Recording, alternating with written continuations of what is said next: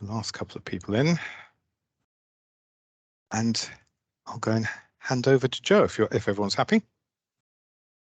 Thanks very much, Barnaby. Is that all okay? Can you all see my screen okay?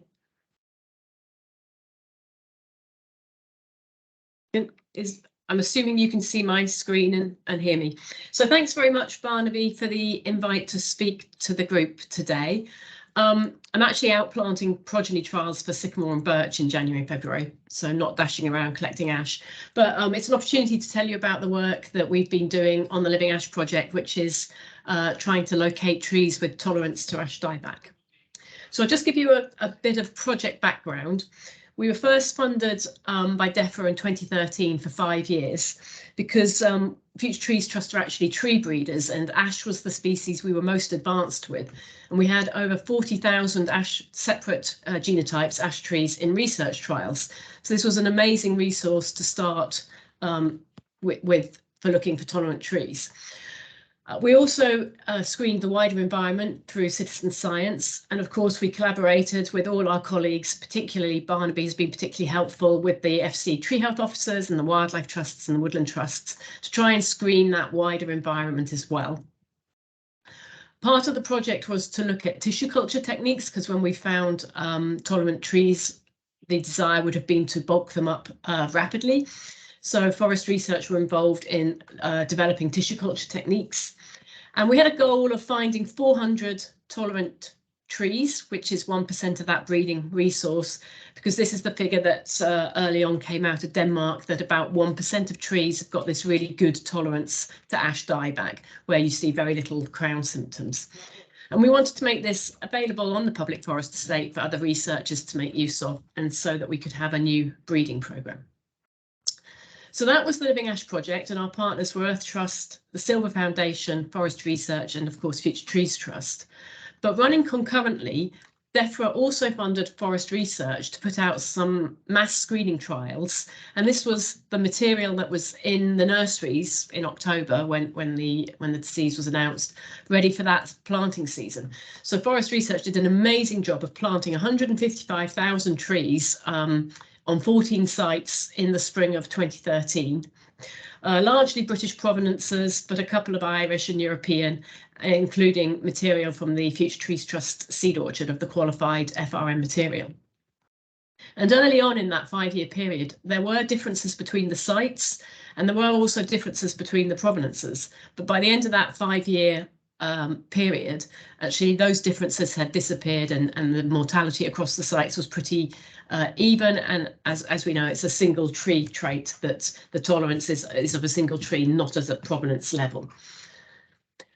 So we did our selections in 2017, which was the penultimate year of our 5-year programme, and we collected the graftwood in January, and they were all grafted by East Malling Research. So at the top, you've got the trees that the Living Ash Project secured, and at the bottom, you've got trees from half of Forest Research's mass screening trials. And obviously, at this point, it became apparent that both these projects are doing the same thing. We're finding tolerant trees and we're bulking up material. And they came together to plant the National Archive of Tolerant Material. This is on land owned by Forest England in Hampshire. And on quite possibly the wettest day I've ever had working, a large team of guys from Forestry England, bless them, planted over 3,000 tolerant ash on the archive. And that led us to this really great resource. But as I mentioned, the selections were made in 2017 and grafted 2018, planted 2019. And in 2019, all that work came together in the Living Ash Project Phase 2 to secure seed material for reforestation, and we're again funded by DEFRA. And the aims of the second phase of the project is to carry on assessing that archive and half the mass screening trials. So half were handed back to the landowners at the end of 2018, and those were the trees that FR grafted to go into the archive. The other half, they're still monitoring. And we're looking to select the most tolerant ones that we can, because I'll show you some data in a minute, but 2017 really was too early to be making selections for tolerance, as I'm sure you're probably all aware. And many of those selections that we've made are not as tolerant as you would wish going forward. And the ones we are now selecting, we're going to be selecting again next year, they're to replace some of those poorer selections. But all of this has been done on the phenotype, what the tree looks like in situ. And there are many, many factors that affect how bad the ash dieback is in a certain area. The species composition affects this, the microclimate affects it, how intimate your planting mixture is. All these factors affect how vigorous the ash dieback fungus can infect. So we want to make sure that the selections that we've made based on their phenotype are actually good selections.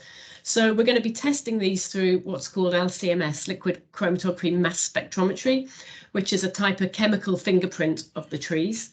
And we're also going to be testing them through direct controlled inoculations.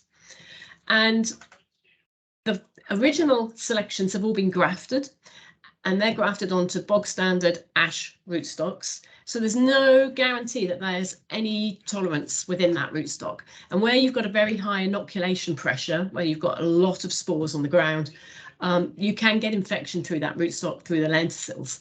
So it's really easy to graft ash. It's really easy to graft ash, but it's not easy to get them from cuttings. So we are using Q to do some R&D into cuttings to get our selections onto their own roots. And this is running from 2019 to 2024. So I just wanted to show you some data from one of our large provenance trials. This is a European provenance trial from provenances right across the natural range of ash. And we first noticed ash dieback in this trial in September 2015. And each year you can see we've gone back and scored it. And it's quite startling how quickly all the trees got infected. So within a year, only 26% remained healthy. And here we are in 2022, and less than 0.5% of over 4,000 trees in that trial still have no symptoms of ash dieback. That's only 20 trees out of 4,000. And I think nobody's going to be surprised by this data. Our healthy trees in number are going down, and our dead trees are going up year on year. And last year we had a lot of extra dead trees. And to show you another set of data, so these are the trees that are in the National Archive in Hampshire. They were selected in 2017, remember, grafted in 2018, and then planted in 2019. And even a year later, only half of the trees were fully healthy still. And in 2020, you can see actually here, we've had a dip in the number that's dead. And you might think, that's odd, but actually they do take a while to fully die. So it would look dead one summer, but then you get the epicormic regrowth the next summer, or it may be that they've resprouted from the rootstock and not everybody recognised that. So, but you can see in general, the mortality is going up. The trees remaining really healthy this year, I was expecting it to go down, but it was so hot and dry. I suspect that next year we will see a bit more of a drop in the trees that are remaining fully healthy. But there are over 3,000 trees in the archive, so 17% still looking really healthy is not a bad number, bearing in mind that the selections were made in 2017. So the liquid chromatography mass spectrometry, we did a pilot in 2018 where you select 50 trees that are really tolerant and 50 trees that are really susceptible, and they build a model that they can then use this model to screen all those trees that we were selecting. However, unfortunately, it hasn't worked very well, although we do know this works in other countries, because remember those phenotypes were collected in 2017, and what we scored as tolerant in 2017, in fact, now we've gone back many years later and they're dead. So we will be repeating this with better phenotype data next year, and we're fully expecting this to actually work, and then we can screen the archive. Using the same trees in the pilot for the LCMS work, Caroline here at Forest Research, we grafted them up. So some of these would be tolerant trees. Some of these trees would be those that are badly infected, but we've grafted the healthy epicormic regrowth. And here Caroline's doing direct inoculations of a dowel of material that she's infected with the fungus straight into the stem to see if the disease develops in the ash trees. And what's nice about this is that the data is actually mimicking the phenotype data very well. So although some of the healthy trees have now died, she's actually finding that too, that the tolerant trees that were selected as tolerant, they're now dead in the field, and she's seeing that too in the direct stem inoculations. So that's really nice to see that. A more difficult way to do this is through inoculation onto the leaves through a spore suspension. And we've actually been quite hampered doing this because it's been so hot and dry. Getting the rachises with the spores on them, with those ascocups on them, has been quite a challenge. So we did manage to get a few rachises this summer. This work's ongoing and we're not quite sure how that's developing yet. I haven't had an update from Caroline, but hopefully that's going to be working too, because this is a more natural mode of infection for the tree.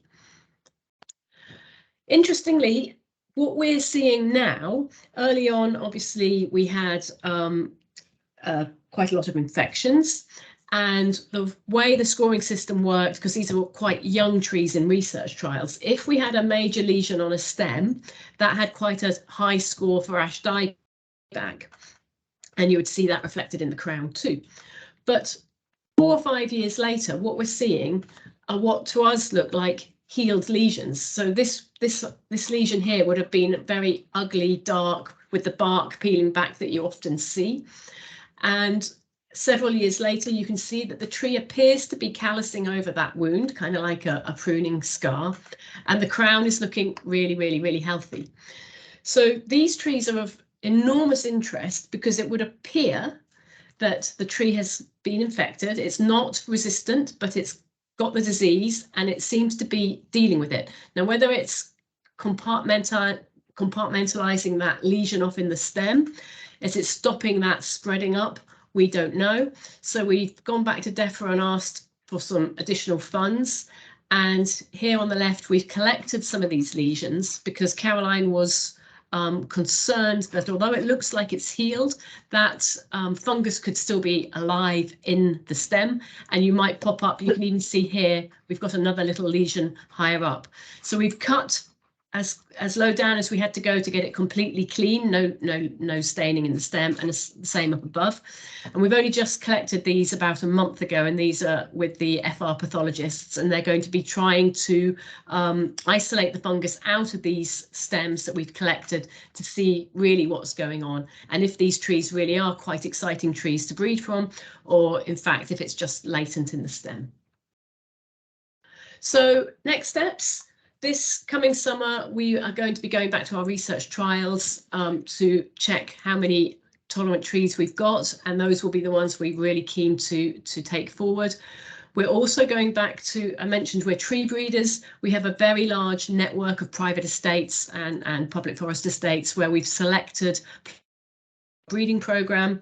So we're going to go back to these because although we want to keep ash as a species, as at FTT, we want to keep it as a timber species, not just for biodiversity. So if we have a large population of ash on a private estate, there's no guarantee that the plus tree we selected is tolerant, but the quality of the trees is good. And if one tree on that estate is good, we would like that tree to go into the breeding program.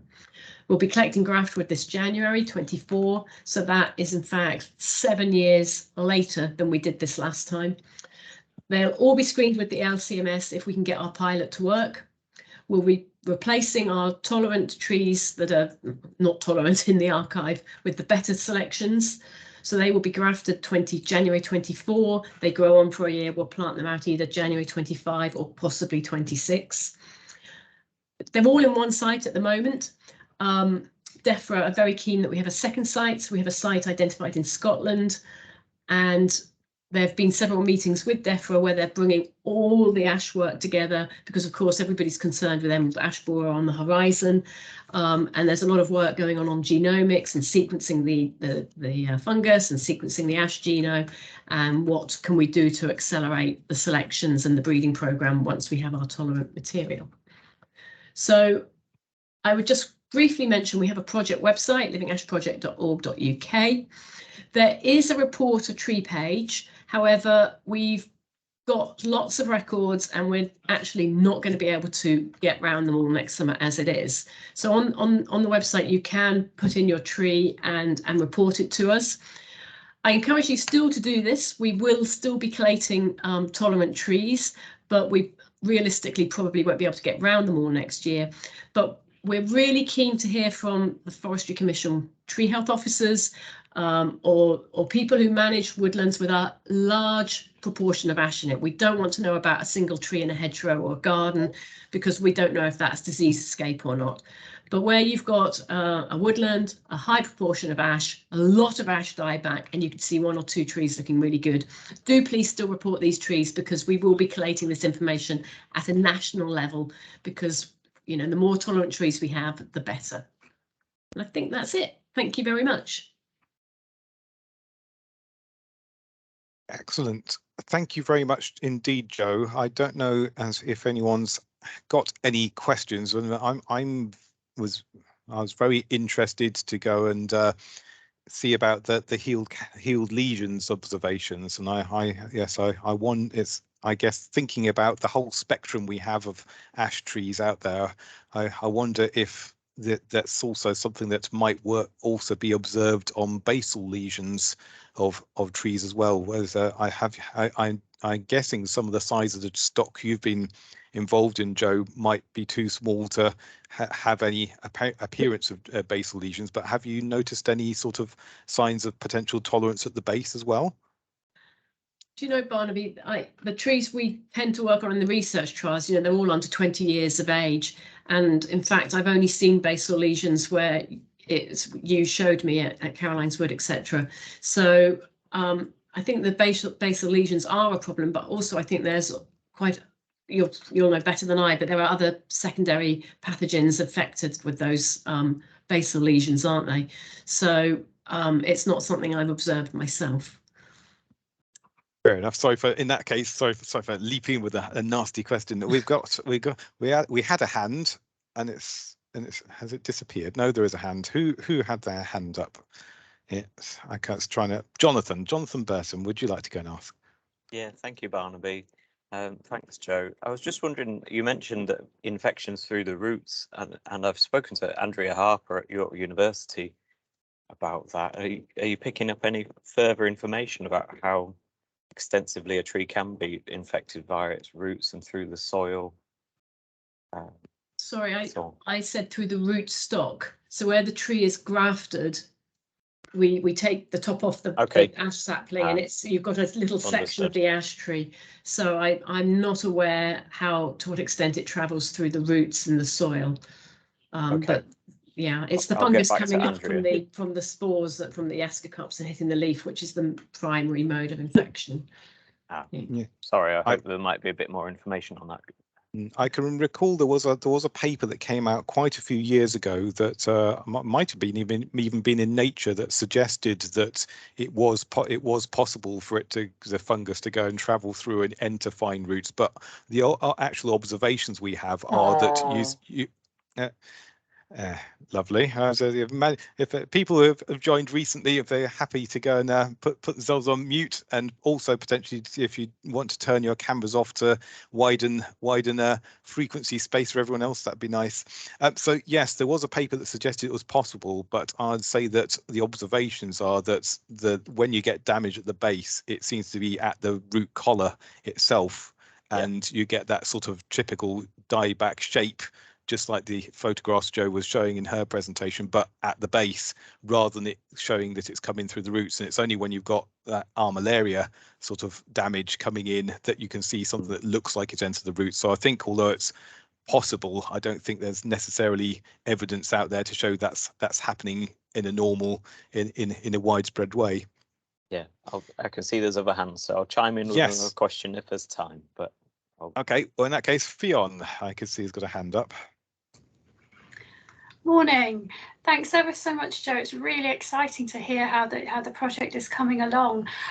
You mentioned that it's probably going to be 7 years by which you can tell whether the ash trees have got any tolerance. Do you think it's possible to tell sooner than that whether the small ash saplings do have any tolerance or are responding in some way?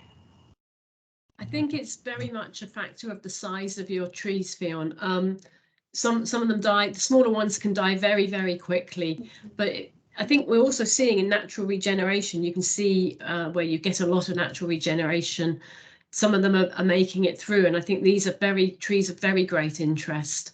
Whereas you can have a great big old tree and you can hardly tell. You know, I know that they've got it because you see the black rachises, which is, you know, classic symptom. But these trees are obviously going to take a long time, so it's very much a factor of size. And I was just saying it was 7 years since we made our selections that we've got really good data that shows that they're not as tolerant as we'd hoped, and that's because we made those selections really earlier than we should have done. You know, that's the trouble with projects. You get funding for so many years and you have to deliver within that project time frame, and really we should be making our selections now, sort of 10 years after ash dieback first got here. So the longer we go on, obviously it's going to become much more apparent, so it'll get easier with time. Do you have a rough idea of how big the tree would need to be, just the sapling?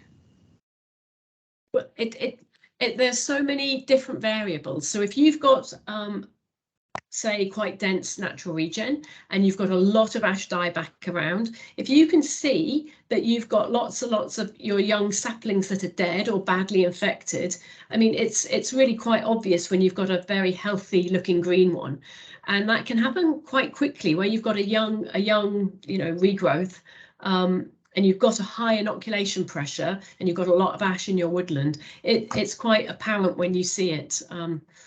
I can send you some photos if you like.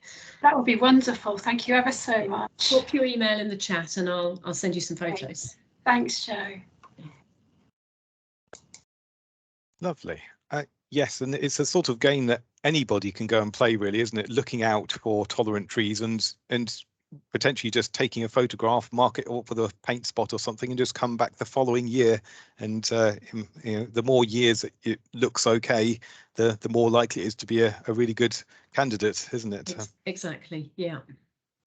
Lots of observations. I can only see Fionn. You've still got your hand up, so I don't think anyone else has got a hand up. So unless anyone wants to shout out now, we can thank you very much indeed, Jo, for taking the time presenting to us. Oh, Jonathan's come back because he had a second one. Okay, he's been quick. Go on then, Jonathan. Thank you. I was just wondering if there are any trials ongoing elsewhere in the UK other than Southeast England, and whether it's analogous to sort of, if you do find resistant trees, can we use them elsewhere or get them up to Scotland? I know we've got climate change, so maybe those ones are going to be ideal for for up in Yorkshire. But there are lots of research trials existing pre-ash dieback, and there are the mass screening trials that Forest Research put out. So all the trials are being screened again to go, so the tolerant ones will go into the archive. And we didn't put a second archive up in Scotland early on because we knew some of the selections were going to be suspect, but they will all be going up to Scotland. DEFRA have agreed, and they're going to cough up the money to do it, to put a second site up in Scotland, with the aim of providing a breeding resource, so seed production, because this is obviously the cheapest method to get plants out there, and also it allows for sexual recombination, so you're augmenting that genetic diversity, whereas if you've just got a few clonal individuals, we know this is obviously not the route to go down. So that's in the pipeline. It's coming. Yeah, whilst looking at ash dieback in a tree collection, sort of monitoring it in an arboretum, we saw the symptoms really wax and wane on one individual from 1 year to another, and you mentioned that it could throw out extra epicorimics, and that might mask that too. I just wondered, are there ways that you can account for that sort of waxing and waning to keep an eye on resistant individuals and the parent material in particular, rather than just the trial? The easiest way is photography, but that's quite tedious and has a lot of you've got to be meticulous in your records. Going back and checking year on year, all of my trees I've got, they're all sort of named and numbered, so it's quite laborious data processing. Where again, it comes down a little bit to size. So for the younger trees, it's relatively easy, but for the older, more mature trees, I think you're really looking at crown, and because you don't tend to see any lesions on the stem because the bark's rougher, or they're too high up to visually observe. So you're really looking at your crown density, and actually this is not as straightforward as you think, because that varies anyway. But if you, on the Living Ash Project website, there are the Forestry Commission photos of their percentage canopies, which are actually a really useful tool if you're not sure, and I take them out in the field with me. But it is, you know, each tree is different, so it is quite difficult to do that on the more mature trees. But if you're really serious, I would recommend annual photography, sort of, or even every 2 months through the growing season, and you can really start seeing the changes. Thank you. Yeah, it seems to have been a better year up here this year. But I think it's because it was so hot and dry. Everywhere. Yeah, It was so hot and dry, so I don't think we didn't get the infection pressure. But yeah. Thanks for letting me chip in with an extra couple of questions, Barnaby. That's right. I've seen. There's one last person stuck a hand up, and then we'll call it a day. Then we need to go and get on with the agenda. But I think, was it Mauro who stuck a hand up? Barnaby, and thank you very much, Joe. I think it's great to see that hopefully we get some resilient ash, and hopefully very soon in the future as well. And I must say I was one of the unlucky people to be part of that miserable day in Hampshire that day, and I think I may have been in that same photo that you showed us. So yeah, I remember that day very, very vividly.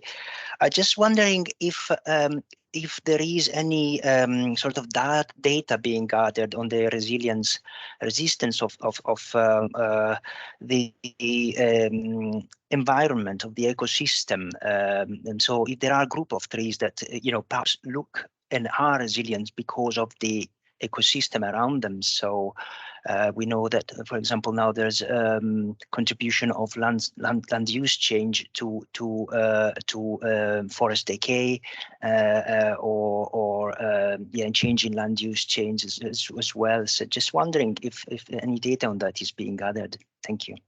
So there has been some research done on this, particularly in Europe. It is quite well known that like topography has an impact.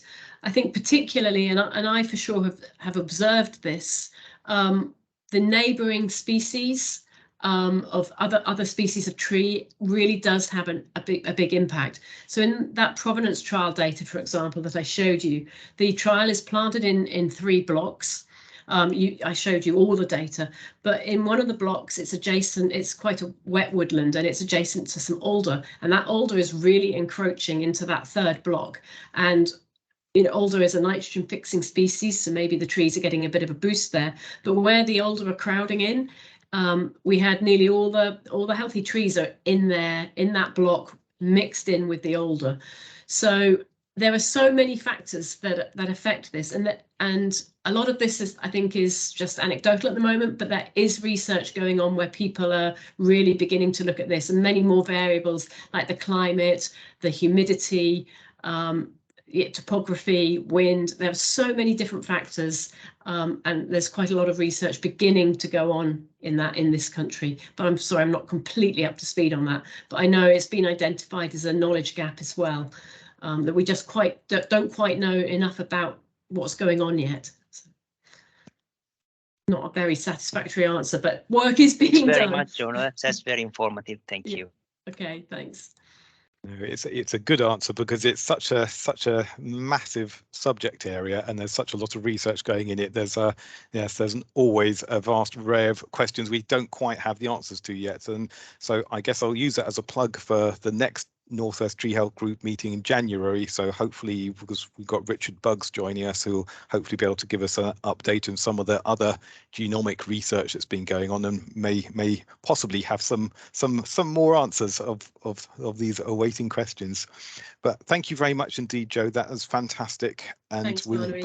but we need to move on now to Dave Williams, who is an entomologist from Forest Research, and we're very lucky to have Dave because he's generally hurtling around doing lots and lots of entomological work, and I've been trying to pin him down for well, like an insect in a specimen collection for many months now, because you basically spring to autumn, sort of full speed ahead for yourself, isn't it? And it's it is true, yes. It just seems to be busy all the time, actually. But yeah, I know you've been trying to pin me down to present this, because I presented this last year, I think it was, for the FC plant health team and to DEFRA. So it's good to have the opportunity to actually give the presentation now. Actually, is quite good timing, because we are in that report writing part of the season. So as soon as we come back from Christmas and New Year's, planning again for the next field season. So it's good timing. well, thank you very much for joining us, and I'll go. Can you see and hear me okay?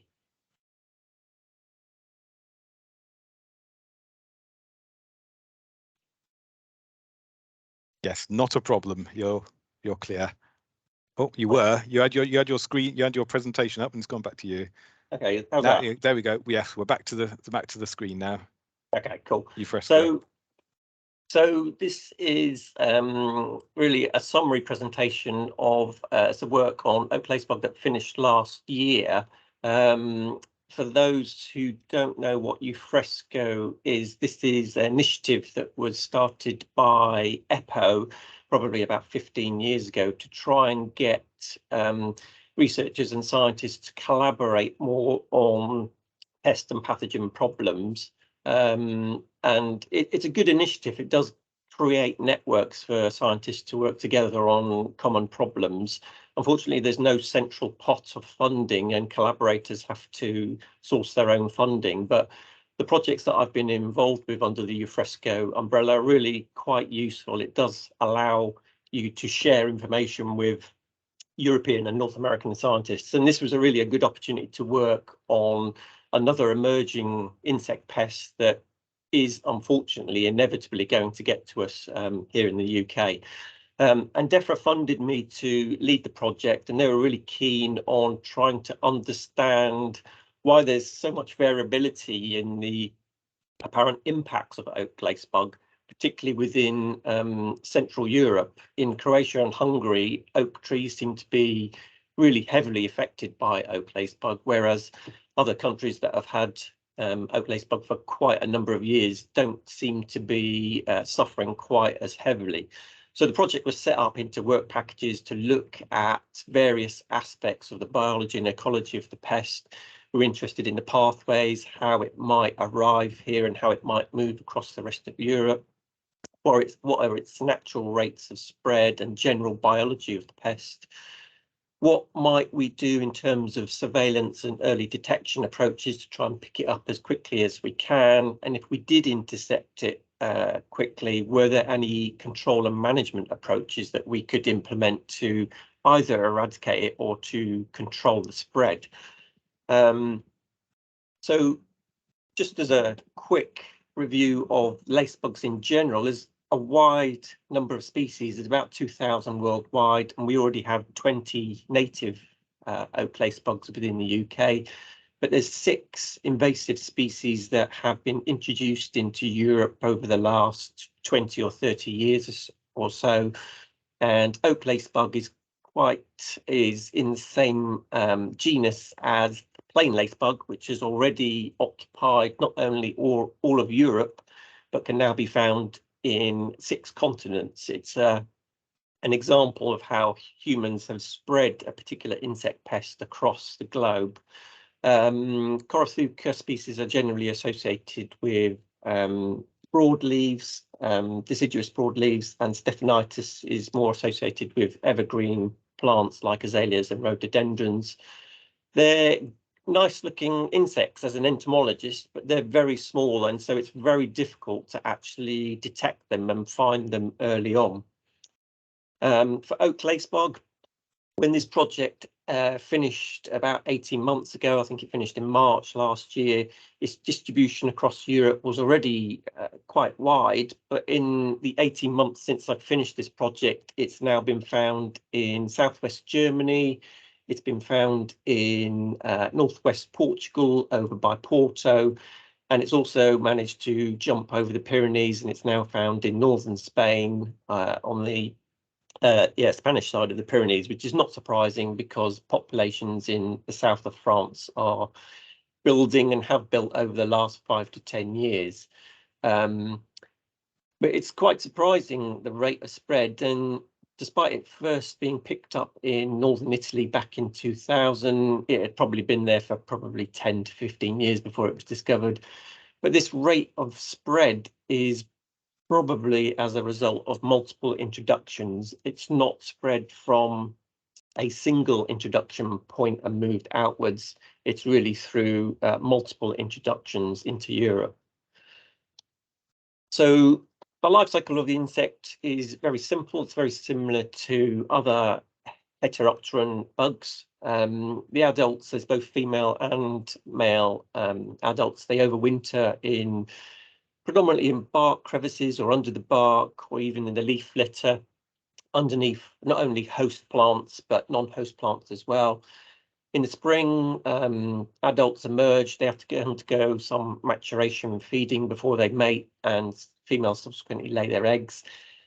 Females lay them in clusters of anywhere between 20 to 50 eggs on the underside of oak leaves. They're roughly around about the size of a 5p piece. And apparently, I've not seen them, but they give the impression of a miniature Stonehenge, as this photo depicts. The young instars go through 5 nymphal stages. They can have anywhere between 2 to 4 generations a year, but it's very much dependent on temperature as to how many generations they have. In its native range on the east coast of North America, it can go through 3 to 4 generations.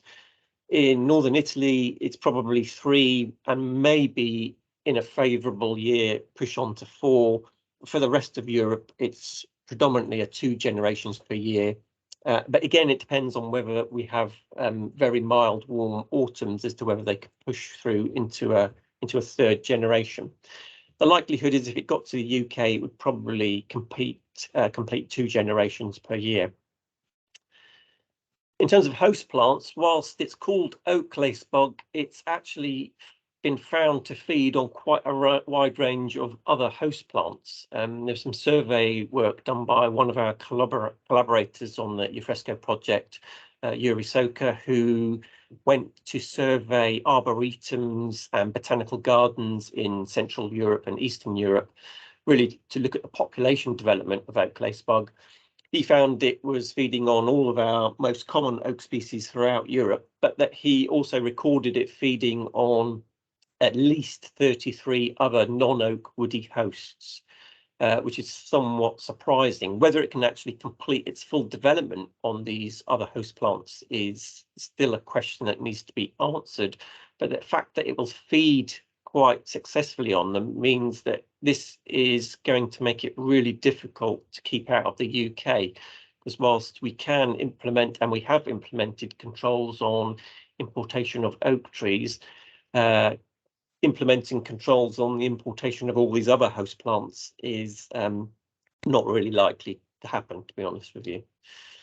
In terms of the damage, well, this is really difficult to spot in the initial stages. It's both the adults and the nymphs feed underneath the leaves, and this stippling of the leaves is really easy to miss, particularly on large mature trees. You know, you're not really going to spot this until the population has developed over a number of years. But this stippling effect is caused by the insects inserting their mouth parts through the stomata on the underneath of the leaves. And this damage spreads very, very rapidly. This is a photo that I took in Croatia in the 3rd week of July, and the entire lower canopy of oak trees in woodlands and forests had been completely damaged by oak lacebug, giving this really wide yellow appearance, as if all the chlorophyll had been taken out of the leaves. Again, this is 3rd of July, and this progresses on through into late August, early September, where oak trees are really just looking completely brown. It's very much comparable to the effects of horse chestnut leaf miner that we now see in the UK. Again, the leaf miner can go through 2 or 3 generations, and this is the effect of really high populations building over 10 to 15 years, and the insect going through at least 2 to 3 generations per year. And it's not just in forests and woodlands, you also find trees in urban settings as well that have been just as badly affected. The photo on the left is really interesting because there's not much in the way of locations where these insects can overwinter on this particular photo. So clearly the insect is able to survive quite harsh winters in Central Europe and still build up the following year to cause this level of damage. So yeah, so this stippling effect on the leaves, it spreads, it will completely cover the entire leaf by August. This causes premature leaf drop. And the current thinking is that there must be some kind of impact on the growth of the tree or the ability to produce acorns if this damage is occurring year after year after year. In its native range, it's not really a problem because it's co-evolved with natural enemies. There's a wide range of predators and parasitoids that keep numbers down. But in nurseries, there can be real effects on plant growth if damage occurs over subsequent years. So one of the objectives of this eufresco project was really to try and look at what the impacts might be of this level of damage. And it's really difficult to tease out what the damage actually is because there's been very little published, even though the insect has been present in Europe for at least 20 to 25 years. There's hardly anything been published or any research done on the insect pest.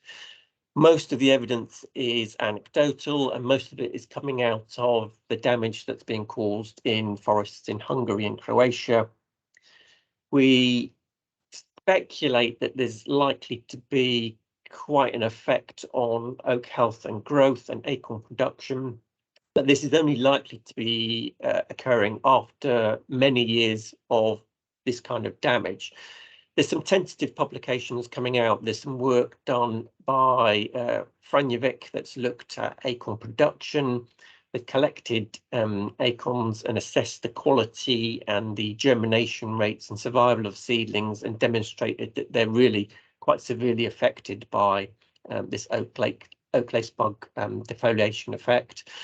There's physiological impacts. We can tell when you lose so much chlorophyll from a tree, it's not unsuspected to see photosynthesis and transpiration affected, and this must have an impact eventually on the growth of the trees.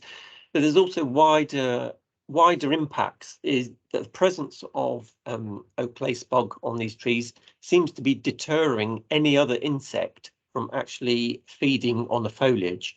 This is primarily because, like aphids that produce honeydew, these Heteropteran bugs also produce a honeydew kind of waste product that sits on the leaves. It's a black residue, and this seems to have repellent effects on pretty much every other insect, which probably explains why natural enemy populations are having absolutely no impact on oak lace bug within Europe. This is likely to affect biodiversity within oak forests, and of course this in turn is likely to impact birds, bats and other mammals because of the reduction in invertebrate life within oak woodlands. There's also reports of impacts on human health, like plain lace bug. These oak lace bug have been documented as biting humans. It's not on a wide scale, but it is still being reported more in Central and Eastern Europe. And there's likely to be impacts on soil fauna and litter decomposition. But again, this is a real important area that we felt that needed to be developed. because of the lack of research that's currently being done. In terms of control and management for the insect pest, well, within its native range in North America, it stretches along the east coast through America and up into Canada. It's pretty much controlled by native predators and parasitoids, which have co-evolved with pest. And it's only really a problem within nurseries where you can use small-scale pesticide use to keep numbers down. In Europe, it's really difficult to know what chemical control could be used.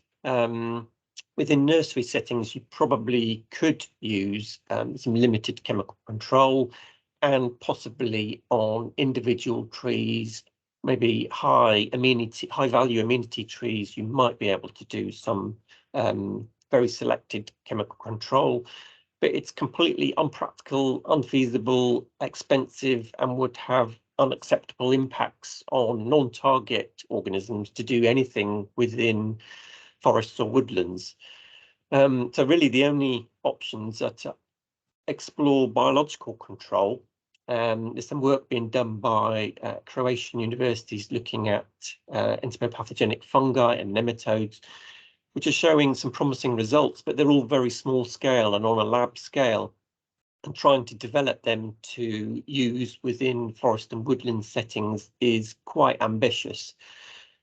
Really, the only option that we could see within the project would be to adopt a classical biological control method, whereby you take a predator or a parasitoid from its home range and evaluate whether it could be released within Europe. This would take years and years of effort and work and research to look at the effects on non-target organisms. Unfortunately, there doesn't seem to be a species-specific predator or parasitoid for oak lacebug. They do tend to be very much generalist predators and parasitoids. But review on control and management approaches had been taken by FERA, so that report is available if anybody's interested in looking at that. In terms of pathways and dispersal, again, this is really interesting because it spreads very, very rapidly. It has limited capabilities in terms of flight. It's a small insect. Lab studies have really shown that it can move probably only a couple of 100 meters, but that gives it enough capacity to move within a town or city once it's established, to jump onto neighbouring trees quite effectively.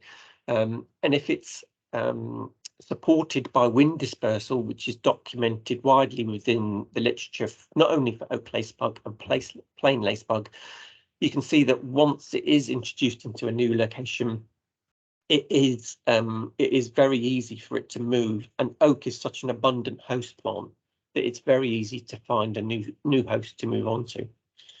It's also very well documented within the literature for both oak lacebug and plain lacebug that movement via nursery plant material is the primary method of long-range dispersal. Not only the two Corythuca species documented, we've even had an example within the UK of plane trees having plain lacebug on them, which was successfully controlled. But other species of lacebug, the Stephanitis species, have all been introduced into Europe via rhododendrons and azaleas. But also within the literature, it highlights the movement of lumber. So we know that oak lacebug overwinters within bark crevices and under the bark. And there is a lot of movement across Europe of lumber for furniture production. And this is a potential pathway of introduction into the UK as well. And thirdly, and predominantly the main method of which both oak lacebug and plain lacebug is moved around Europe is by simple movement on vehicles. Cars, lorries, trains and ships are an easy pathway for an insect to jump onto or to fall onto accidentally during the summer months, and then be transported literally hundreds of kilometers to a no location. This again is very much similar to the movement of horse chestnut leaf miner and how that was so rapidly moved across Europe and introduced, or likely introduced, into the UK as well. So rather depressingly for this particular insect, it's quite a wide range of dispersal mechanisms which are really facilitating this really rapid movement across Europe. Again, highly comparable to horse-chestnut leaf miner, and plain lacebug, as I said earlier, is now found on 6 continents, which is quite remarkable considering plane trees are really an urban tree species, and it really clearly demonstrates how effective humans are at dispersing insects, actually. In terms of early detection and surveillance approaches, yeah, so this is really difficult because this is such a small insect, and because the damage symptoms are so subtle that it really is only noticeable once the insect has established for quite a lengthy period of time and gone through multiple generations. And of course, by the time you notice this particular type of damage and find the insect, it's already established and likely to have spread to new locations. The project had quite a wide range of individuals of experience of working on oak lacebug, those who'd had it within the country for 5 to 10 years, and those who'd only intercepted it within 1 or 2 years at the start of the project. So we had quite a lot of approaches thrown into the work to sort of try and find it as quickly as possible. And really the key points that we took out were that if you really needed to implement visual surveys, but accompany them with something like yellow sticky trapping, which we felt was the most appropriate methodology, but that you really needed to target your surveying and deploying of traps in very specific locations. So these were major trunk roads or major introduction points into the UK in particular, so ports and Eurotunnel point, stops on motorways where lorries were likely to stop off once they came into the UK, but also places like nursery and timber importers were major introduction points, and where we felt that you needed to target your visual surveys using binoculars and also deploying yellow sticky traps through probably mid to late summer were the best timings for undertaking this particular work. Of course, there's also the opportunity to use volunteer groups. So we've employed the observatory volunteers for the last 4 years to try and do targeted surveys and deploy traps. But there are also some other methodologies that we thought might be useful. The Croatians were using cardboard sleeves that were wrapped around trees, which I'll just show you the photos of in a second. But they were using these to try and measure population development within seed orchards to see how the numbers increased over successive years. You can also sample the leaf litter in the winter, bring bags of leaf litter back to the lab and sample to see if you can find overwintering adults. Branch beating in the summer, pruning of branches, and also perhaps using suction trap networks. So in the Czech Republic, they also have a aphid suction trap network, which picks up the plain lacebug.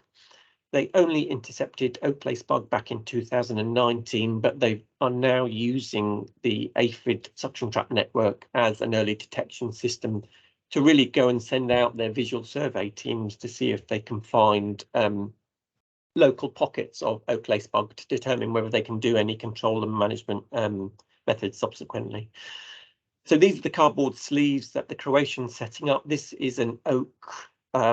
This is a clonal seed orchard in Croatia, and they've been wrapping these cardboard sleeves around the trees in late autumn, then returning in January to see whether any of the adults had used them as hibernation areas. And going back in January, they find quite literally thousands and thousands of adults underneath these cardboard sleeves. So to my mind, this seems quite a cheap and effective potential method that could be developed as an early detection protocol. It's something that you could use around ports or harbours or entry points into the UK, find host plants and simply wrap cardboard around the bases. It's very cheap, very easy, and then go and inspect them in January, February to see whether there's any overwintering adults. So that's a very, very brief summary of the 2-year project. So just wrapping it up and concluding, overriding conclusion, unfortunately, was that the spread of this particular insect is inevitable.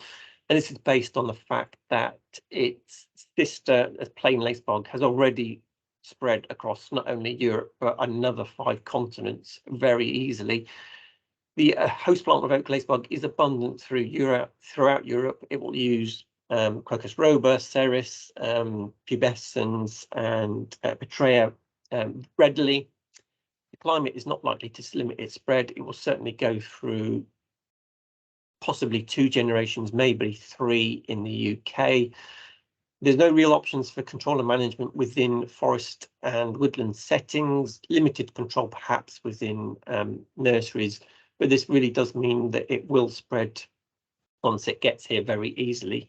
And the natural enemies, our existing natural enemies, will have little to no impact on this particular insect.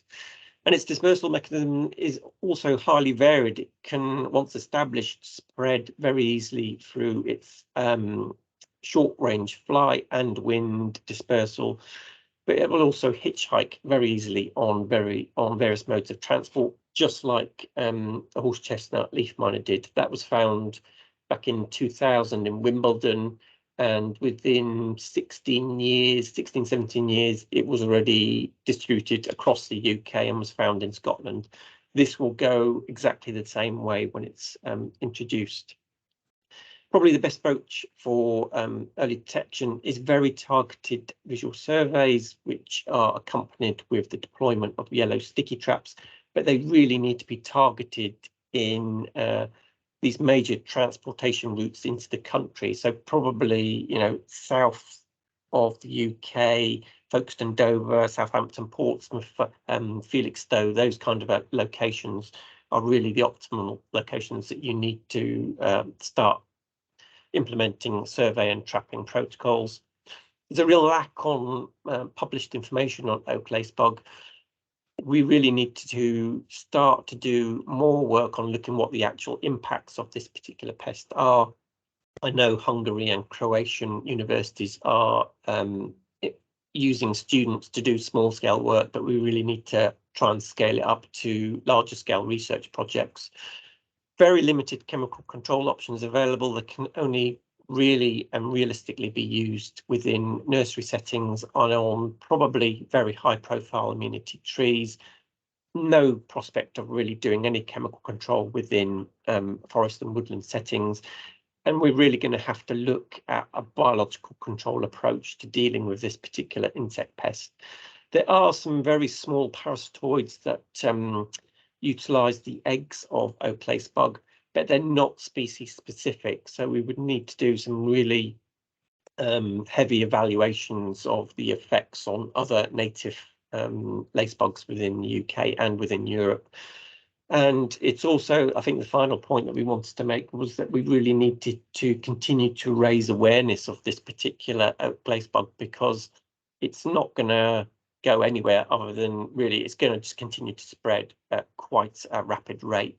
So it's really important that we raise awareness of this to timber importers and nursery owners in particular. And this is why it's such a high profile insect for the observatory volunteers, and why they're doing so much work in terms of surveying and deploying traps for us. The project, like I said, came to an end last year, but the report now is online within on the Ufresco website. If anybody's interested in having a look at the full report, then by all means drop me an email. I can send you the link, or I can send you the full report. But I'm quite happy to take questions now, or by email as well, if anybody is interested further. Okay, thanks. Brilliant. Thanks very much indeed, Dave. Although you've sort of after the reasonably optimistic start of Joe to the meeting, you've now brought everyone down. Nothing like having a presentation, as I say, inevitable, heading this way. It's yes, it looks like it's, but it's really good that you've been able to go and share this with us, because I think we're on a sort of almost a tidal wave of Hemiptera heading this way. Because I also hear we've got, I think it's the brown marmorated stink bug is something that's spreading its way. If you mentioned the plain lace bug as well, so we haven't really considered these sucking insects as much as the traditional chewy make holes, eat leavesy sort of insects. Yeah, those high profile large insects, or the wide destroying insect like Ips, always get more of the attention, but it's these very, what seemingly is low impact insects don't really get a lot of mention. I mean, horse chestnut leaf miner is a perfect example. No one really considered that as a major or significant pest, but now, you know, it's widespread across the UK and it completes 2 to 3 generations a year, and our horse chestnuts look diabolical, you know, from July onwards. And yeah, it's really difficult to know how oak lace bug is going to behave in the UK. Its impacts across Europe are really highly variable. It's bad in Croatia and Hungary, but not so bad in Italy and Switzerland. And it's really difficult to understand why that is. So, yeah. So do you think there might be a possibility that our maritime climate might have something optimistic? Yes, I do think there is. And I think there's probably going to be this asynchrony between the adults emerging in probably early spring and not having suitable host plants that have bud burst for them to feed on. So that might help keep the population down or slow it to maybe 1, possibly 2 generations a year. It's really difficult to know, but optimal temperatures are probably mid-20s. So yeah, it might keep it down. It's really difficult to know. It depends on how it progresses through France. So it's at the moment restricted to southern France, and it doesn't seem to be moving rapidly. So we're really keen to keep in contact with colleagues in INRA to see how it develops and how it spreads, really. Do you have any recommendations about if any members of the group here have got some oak that's recently planted? Should they be looking in the summer on the new stock, or should they be looking on adjacent mature trees? Is it like the horse chestnut leaf miner, where you're more likely to see symptoms low down the crown, or is it an oak processionary moth when you're probably not going to see anything at all until you've got a massive infestation? It's a good question. Our thoughts were that it emerges from the leaf litter and the bark cracks, and it makes its way to the top of the tree, because those are the buds that flush first. And this is really the problem in seeing early infestations, is that on a mature tree, you're not going to see it. You're not going to see that very subtle stippling effect early on, because you're going to easily confuse that with any other insect pest. So there are plenty of other Heteropteran bugs that will feed on oak, and they will cause a stippling effect, but not to that degree. So spotting it early on is going to be really, really difficult from visual surveys. The best bet is probably to try these sticky traps, which are very cheap and you can buy at a local nursery and deploy. And that's what we've been trying to get the observatories to put out for us for the last 3 or 4 years. You know, try and focus on putting them up within towns and cities, because that's where it's likely to crop up first. We haven't found any, I hasten to mention, after the last 4 years. They've been deploying them on both oaks and planes, and we've not found a single one yet. But in terms of early detection, visual surveys, we're just not going to spot it. We're not going to spot it early enough. Even if we have teams of people with binoculars out, I just don't think we're going to spot it soon enough. Excellent. So yeah, doom and gloom. I'm sorry about that. It's, that's all right. We yeah. like a bit of doom and gloom. Yeah. Does anyone in the audience have any questions before we say thank you very much to Dave? Because yes, if it's just a sit back and watch, but at least everyone's now more aware of the symptoms, and to be a bit more aware about what's going on. I was really interested to go and hear about the cardboard sleeves, because that sounds like maybe a good methodology for looking for all sorts of things overwintering, perhaps. Absolutely, yeah, it's very cheap and effective, I think. So yeah. Right, it's all dumbfounded silence in the audience. So in that case, thank you very much, Dave. That's brilliant. Right. Thanks very much indeed. Right. Okay, what are we on next? In the agenda, it is an oak processionary moth update. So I'm afraid you've got me for a bit, and I'll go and attempt to go and do an impression of Andrew Hoppett, who is far more eloquent and impressive in discussing the subject than I am, but tough, you've got me instead. So let's have a and slideshow. If someone could just confirm that they can see something, because I now can't go and see what you can all see because I'm sharing a screen. All good, Barnaby. Thank you. I knew someone I could rely on, Alan. That's good. Right. Okay. Let's go and get on with this then. So, so as I said before, I've sort of cobbled together a bit of an update using mostly using slides from our colleague in the plant health team, Andrew Hoppett's slides for update earlier this year. So I thought I'd just go and start off by reminding everyone that oak processionary moth, it was back in 2006 that was first identified in Greater London, and so it's been a long burner. We've had it in the country for a long time, so we shouldn't be too excited or too surprised to know that it's continuing. It's where we know it is continuing to be expanding year on year, because you'd sort of expect that after presence for heading towards its second decade now. If you do spend time looking at the UK Plant Health Risk Register, I'm sure you all do as part of your evening's entertainment, for we're now up to over 1,400 pests that are listed on the risk register, and you've got to think that about a third of those are ones that could have an impact on trees in the UK. That OPM was, oak processionary moth, was something that was considered to have a nice or a significant rating. You see there, it's got a 100 on the score, where if it was if it was unmitigated, if the risks were not mitigated, and you can see on the right hand side that the likelihood or the spread they consider to be reduced by the mitigating actions that are taking place. So I was going to show this later on in a slide as well, what we might expect if we hadn't been putting in these methods to go and try and limit its spread over the years we've known it to be present. So just a real quick reminder for those of you who haven't seen stuff about oak processionary moth before, is that the moth larvae emerge in varying times in the spring, which can be difficult for trying to treat it because you've got a limited window of opportunity in its instars to be able to use Bacillium thuringiensis, which can go and be a direct chemical, or not chemical, for a biological control of the larvae, but it can only be effective in the very early instars of the moth larvae.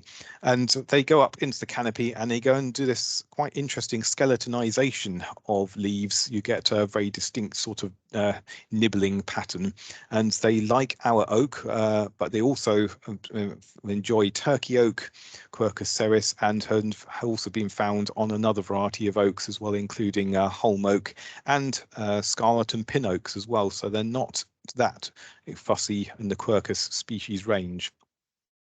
They also go and congregate and make these little nests, where they, out of silk, where they go and shed their skins, so it progressively becomes more horrible looking and filled with frass also. And these can be anywhere from the size of a small golf ball. And one of my colleagues spread in our plant health team said the largest one he saw was as big as a large dog. So it really does depend on the level of the outbreak you've got as to what size the nests may be. And also a lot of the time they're not conveniently down at camera level as these photos show, but they're higher up in the canopy of the trees. And you can also make out in the central image they have a silken trail they'll process up into to go and eat their foliage, and then return to the nest to go and spend their time safely looking at social media and other stuff. We know that oak processionary moths, apart from causing this defoliation, which can be severe in some years, but a lot of the time it can be difficult to notice, the most significant thing we need to remember is it's a health hazard, because the urticating hairs that the larvae go and shed, so they have them on them, but they also get shed into the air, and also because they get they go and shed their skins when they continue to grow, these remain in the nests, and the nests can get blown down or knocked out by weather onto the ground. And you see the image on the bottom right hand corner where a nest that's dismantled and fallen out of onto the ground is the same color as litter, and you can see how children and dogs can accidentally interact with these old nests still with hairs there as the hazard. And you can get sensitized to hairs, so it takes less of an exposure in the future to go and cause a similar level of reaction. So health hazard. This is where we move on to Andrew's presentation. So we just to go and show what the situation is, and it's possible now for everyone to go and look at this information. There's an interactive map that's appeared this year, and so you can go and see the locations of where oak processionary moth has been identified, and to understand where we've got these 3 different areas that we're maintaining in the United Kingdom. So we're trying to go and establish and maintain a pest-free area in which we go and focus on eradicating oak processionary moth. There's a buffer zone which is aimed to slow the spread of the main outbreak area, because this is something that's not eradicable.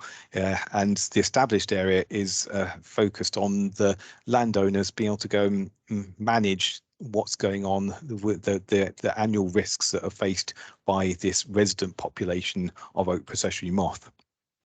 And on overlaying on this map, you can go and see locations where nests have been found up to 2021.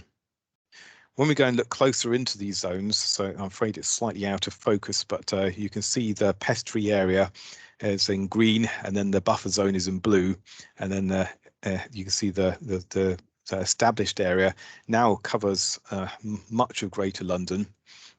And we can see on top of that, we've got infested nests that have been identified. So what we need to understand is that this spread, again, a bit like what Dave was saying, this is inevitable. It's been introduced to our country. It's going to continue to go and spread. And you'll see that in the 2021 data, there was already a number of nests right on the edge of the buffer zone to the north, and also findings outside of the existing buffer zone. So these have been removed and destroyed, but you've got to understand that this is happening on a wider and wider sort of circumference of the area. So there's more and more land that needs to be inspected.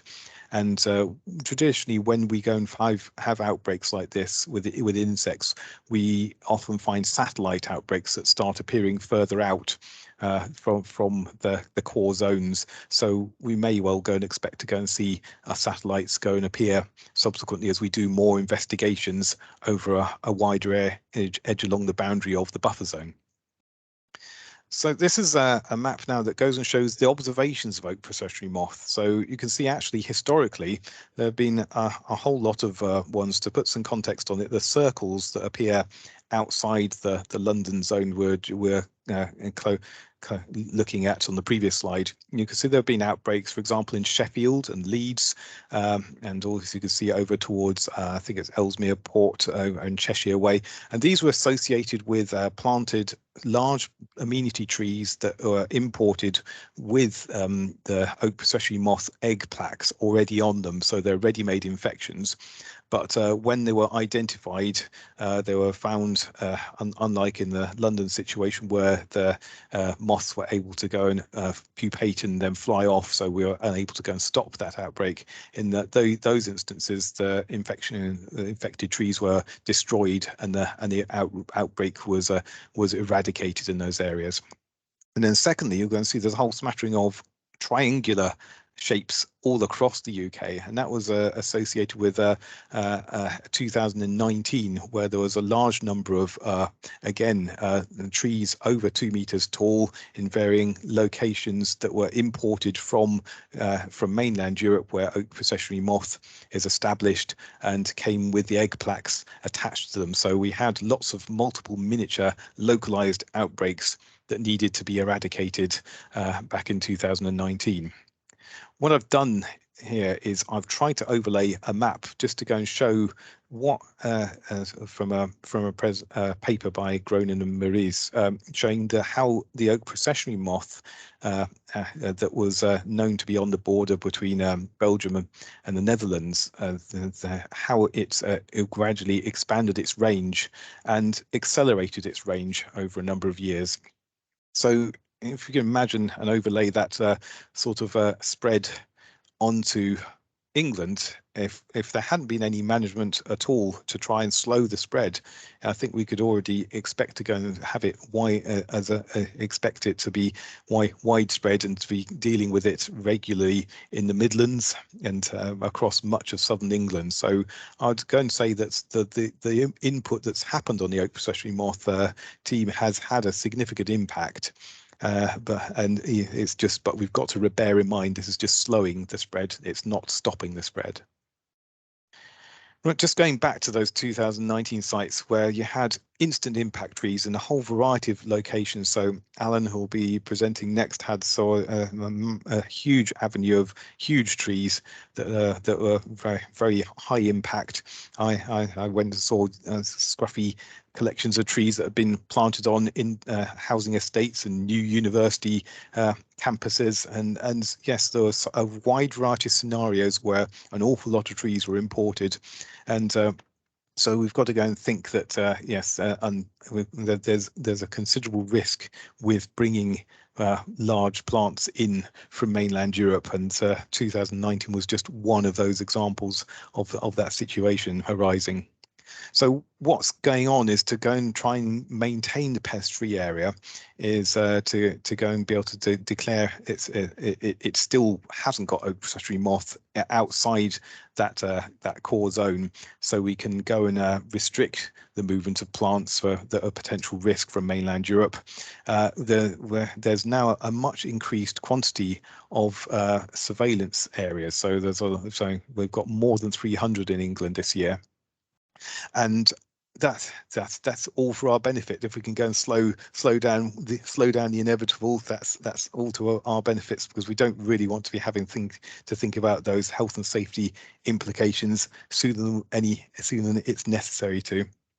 And there's one ray of light at the end of this presentation, in that there are observations of some natural predators which haven't been introduced to the UK, but they've seemed to have found their way over by themselves. So there's a fly that parasitizes the older larvae, and it's been found a number of locations, a number of reports in central London in 2021. I haven't got an update of what the findings have been in 2022, but it is having a significant impact in reducing the amount of larvae that actually make it all the way through to pupation and emerge as adult moths. So there is something there that is actually going to be able to have it will also gradually catch up with the range of oak processionary moth. It's also going to have an impact on the impacts of the quantity of population levels that the oak processionary moth will manage. So that's it. Thank goodness, you may think, but we've got to the end of that one. So how do I stop sharing so I can see if anyone's got any questions about anything that I can possibly answer about oak processionary moth? I can't. It seems to be thankfully quiet on the question front. So in that case, I will go and happily move on to Alan to go and give an update about IPS Topographus. Now, Alan's my colleague. He's the Southeast Area Lead for the Plant Health Forestry team, and he's moved into the sort of hot zone of England where everything seems to come in and everything happens. So he's a glutton for punishment, heading towards where Asian longhorn beetle was first found, and what else have we had? Chestnut blight. It's all there. Everything. It's all there in your patch. Chestnut blight. Yeah, Asian longhorn beetle. Everything. Oriental chestnut, gall wasp. You name it. It's here. Thank you, Barnaby. Right. I'll just try and share this.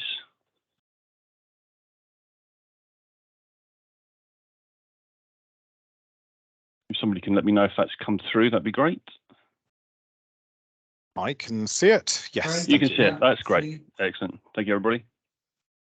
So I'm going to give you an overview of IPS, well, bark beetles to begin with, to give you an idea of what they are, how IPS fits within that, and sort of signs and symptoms and life cycles. And then we'll take a bit of a look on distribution and what we're looking at as a situation in England at the moment. So what are bark beetles? They're highly derived weevils. There's an awful lot of them. Most of those weevils are associated with wood, and bark beetles take that to an extra stage. So thinking about weevils in a forestry context like Hylobius. Most of them like to feed on the phloem, but there are some that will go for the wood boring that are after the cellulose matter as well. But the vast majority of them are phloem feeders. They're often quite benign, really useful species as far as nutrient recycling in the forest environment, because they start to break down that lignin and cellulose. So without bark beetles, forest nutrient recycling is an awful lot slower. So they're not all bad by any stretch of the imagination. So those are the pest species have evolved a number of interesting and various structures to inoculate with fungi as well. So there's all sorts of different fungal associates. So there was initially a thought that you had one beetle and one fungi associated with that beetle. That's not where we're at now. Some of them have a number of different fungi that are associated with them. A lot of the bark beetles have pits, which they secrete substances in to support those spores. So they're really quite complex interactions between bark beetles and fungi as well. So that's important to think about when we think of other, as you'll see in a moment, other impacts from them. So with IPS, it carries Polonica blue stain fungus. So that's something that looks sort of quite a lot of you may be aware of with sort of thinking about those cut logs and blue stain fungus you get in some. There's also laurel wilt, but the one that I think probably most of you will be aware of is Dutch elm. So the elm engraver beetle that carries Ophiostoma. So that's a really sort of, really good example, not necessarily good, but a good example to use in this context as to sort of some of the additional complications that can sometimes come with bark beetles. So thinking about the impacts, these are the top pictures are outbreaks on the continent. I think Czech Republic in the top left, and France, northern France, I think, in the top right. So they can really get going when they get into outbreak stages, acting as a primary pest, which we'll touch on a little bit more in the explanations of those in a moment. But when they really get going in outbreak stage, they can have significant impacts. And here we're talking of hundreds of millions of individuals, billions of individuals in some cases, particularly if you start to look at those pictures down to the bottom left and bottom right, where you've got two different species of Dendroctonus. So they can really get going and cause a significant impact and landscape scale impacts. The picture in the bottom left is quite nice. It's a really nice sort of radiating population from a central point where that population has just expanded and expanded at exponential rates. You see that radiating out. It's quite a typical picture of when they can really get going. So as we were talking about, phloem feeding beetles are after the sugars and the proteins in the phloem, and they generally, all of the ones certainly in the UK on spruce, they specialise in certain ways. So Dendroctonus is really sort of, will go for healthy and then sort of dying and stress stuff because of the size of it and the robustness of that beetle and a number of other factors which we'll sort of highlight in a moment. They're capable of dealing with all of the tree's defences. Then as you start to go on, you get the sort of dying and stress trees. You're then starting to get things like Pityogenes that are coming in, and they're going for the stem and sort of towards the top of the tree. And then as we're getting past that stage, so we're getting less and less nutrients available because of the breakdown of some of the bark, you'll then start to see some of the other things like Polygraphus and all those other ones that are really starting to come in, starting to then recycle some of those nutrients as well. So main drivers. So as we're saying, bark beetles are specialised quite often for different tree species. The generalist species aren't really that much of an issue as far as being pests. So the wood-boring ones can be a bit more of an issue, but the generalist phloem feeders really aren't that much of an issue in the main. The biggest pests are really, really specialised. They'll take one tree, or they'll take one tree or trees in a particular condition. So thinking about its topographers, as we'll talk about in a bit more in a moment, those really sort of stressed right at that sort of point where they haven't really got very many defences. And so why do they specialise? Well, it's basically to get over the tree's defence strategies that they've evolved. So trees have all sorts of ways of dealing with that, saps and resins, tannins in broadleafs as well. And so they use those to either repel or kill whatever's trying to attack them. So Dendroctonus, which I think is probably one that most of you will be aware of. So it's really specialist spruce parasite. Females are quite large, around about sort of 7 mil in size, and they're quite good at dealing with the amount of sap that spruce, particularly Sitka spruce and Norway spruce, produce. And they also use the frass from the larvae in those brood chambers to bung up and get rid of that sap as well. So that's really why you see that sort of pinky colour volcano tube sometimes with Dendroctonus. That's the frass that it's shoved into the sap to get rid of it. And also, again, thinking about Dendroctonus, rather than having small tight galleries, it has a really large brood chamber. So another way of overcoming the tree's natural defences. I'm just seeing a few in the chat. Is everybody keeping up all right? Because I see there's sort of some questions about which slides we're on. Is it cycling okay? Yep. There appears to be some of the audience having problems with the slides not moving, but others aren't. So I'm currently mystified at the moment. I'm not entirely sure because yes, we've got some, but we're definitely on slide 10 for anyone who has to manually move. If anyone's have to move their own slides themselves, we're on 10. But our apologies. I'm not sure why. Yes, I'm not sure what to do when it only is working for some, but not for others. Okay, well, we're just about to cycle through 11, which is just the title, and then into 12, now looking more in depth at Ips topographus. So I'm going to use Ips for this rather than going into typographus every time. There are other Ips species present in the UK. Some of you may be familiar with Ips sembrae and larch, but we're very much talking about Ips topographus here. So this is taken from Cabby, looking at the distribution of Ips. Basically, anywhere you'll find Norway spruce in its native range and some other spruces, sort of looking over as far as Japan, you will find Ips topographus. It is present throughout Russia into Europe. There are a few bits on here where I'm thinking that perhaps rather than them not being present, it's just a lack of data rather than necessarily a lack of the beetle being present. So really wide distribution. So let's have a look at some of the climate drivers for that now and think about how that might relate to Great Britain, particularly England. So this map that I've just brought up is looking at the range in the seasonality temperatures between the hot of summer and the cold of winter. The greater the difference between that summer temperature and winter temperature, the lighter blue that goes. So thinking about over into sort of continents, into Russia, obviously warm summers, pretty damn cold in the winter, running all the way across through to England, and you're thinking, well, all right, can be warm in the summer, but really winter doesn't get that cold. So that's worth thinking about when you're trying to think, well, is it going to be a suitable climate throughout the course of the year for Ips? Definitely, because there's a match there within its native range, and then coming over to GB. So then thinking about, will it be warm enough during the summer to complete its life cycle? So again, we're looking at the mean temperature quarters, or the summer quarter, sorry, quite warm over in Central Europe, over into Russia, and certainly, you know, similar sort of temperature, certainly in the southeast of England. It's entirely possible. So there's no reason climate-wise why IPS wouldn't do well within England, and certainly GB, really. So the main host species for IPS topographus is Picea, but particularly Norway spruce. As you know, spruce isn't native, but was certainly here before the last ice age, and so was IPS topographus as well.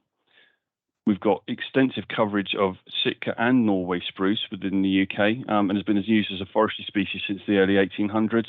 And we've got all of the other major European spruce bark beetles present in the UK in GB, other than IPS topographus until recently. So again, thinking about that sort of coevolution of host and pest species, we've got everything else here, so there probably isn't any reason why IPS wouldn't succeed here as well. So life cycle. So it's generally a secondary pest, and what I mean by that is that it will attack stressed, highly stressed, or very recently dead trees. So it's not the primary reason for the decline of a tree. It's taking advantage of a situation rather than necessarily attacking a live and healthy tree. It's the males that initiate the attack, so they're picking up on plant volatiles. So as the tree is stressed, it's emitting those phenolic compounds, and that's what is attracting the male beetles to the tree. The male will then bore in a nuptial chamber and emit an aggregation pheromone, so that will attract both females into that nuptial chamber and also other males to that tree. So it's telling all of its mates, basically, I've found a suitable host, here we go, come and have some lunch because it will work here. And that initial attack is also clustered as well. So if there is any sort of ability of resin flooding, the more attack at a single point there is, the greater the chance that will succeed. So in this picture here, you can see there's a gallery there with a number of larval galleries, and there's also one just in underneath that branch as well. Again, thinking about taking advantage of the weak points on that tree. And as we were talking about earlier on, there are fungal associates, mostly yeasts, but there are some decay fungi as well. And got blue stain Polonica here in that bottom slide again. Healthy trees, anything that's got a good amount of resin pressure is highly likely to attack highly likely to repel those initial attacks. So it's the weak trees that we're looking for, and this has been quite interesting. I've been sort of looking at the tree health issues for a number of years, and this is the one that caused me the most amount of headaches trying to find suitable trees to sample to begin with. It's quite specific in what it wants. So they emerge in spring. We need about 20 degrees for 3 days on the trot for the males and females to come out of their overwintering. They can overwinter underneath the bark, but also in the soil as well, so in the sort of upper soil layers as well. So perfectly capable of surviving through the winter. It's that fresh phloem again that they're after. So if you've got a tree that's got delaminating bark on, has been dead for a number of years, secondary fungi, all that sort of stuff, it's not interested in that. It wants something that's a suitable food source. And what's really good for that is wind-thrown trees where the root plate has failed, and that root plate needs to have failed or pretty much failed for that resin pressure to be low enough, or freshly snapped tops even. Those are really ideal. That's about as good as it gets for IPS food, is a nice snapped fresh green top that's got no resin pressure in but really healthy phloem still. So the nuptial chamber is this one here. So that's where the male comes in, bores out that chamber, then emits that aggregation pheromone, and the first female will come in, mate in that nuptial chamber, and she'll travel up the tree, and then she'll create between 30 and 80 egg niches, and within each of those niches will lay a single egg. So it's really nice and neat and tidy. If you think of elm engraver beetle, it looks like that. So I've had people that have picked up old elm bark and not sure whether it's spruce bark or elm bark, and have been concerned that it might have been it, because it does look very similar. But then the second female comes in, mates in that nuptial chamber, and then will go down. So you get an inverted sort of tuning fork, champagne flute sort of structure. You can get sister generations in the same tree. So you'll have female that have been mated within that nuptial chamber, will and then go and find another mate and have another brood. So not a separate generation, but a sister generation in that year. And in warm years, there's a potential for a second generation. So it needs to be a really nice, warm, hot summer, and then there's the potential for 2 generations. And that's one of the main key, sort of drivers for it to then start acting as a primary pest. Now, we've only seen that in a couple of sites so far in the UK, actually only one site in the UK. So we don't tend to have the hot summers at the moment.